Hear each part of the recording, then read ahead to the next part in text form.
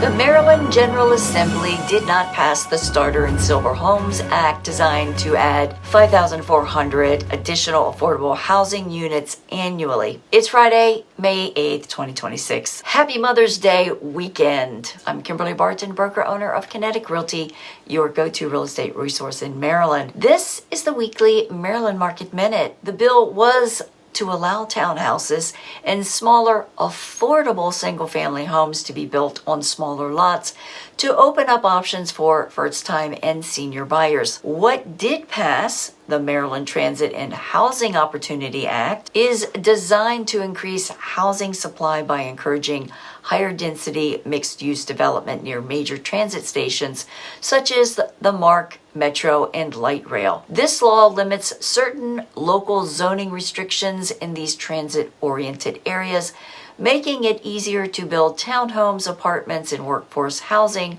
where infrastructure already exists.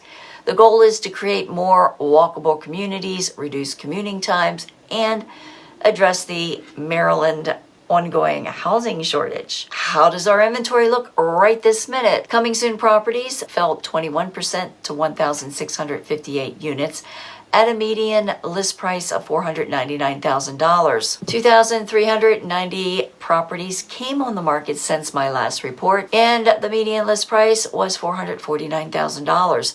Also, this is consistent week to week with an increased inventory. 2,131 properties went under contract in 13 days, and the list price fell to $439,990. 1,808 properties sold this report in 11 days at 100% list to sold ratio, rising to $446,500 median sold price. There are 3,180 rental properties listed for a median $2,500 per month. These have been listed for 33 median days.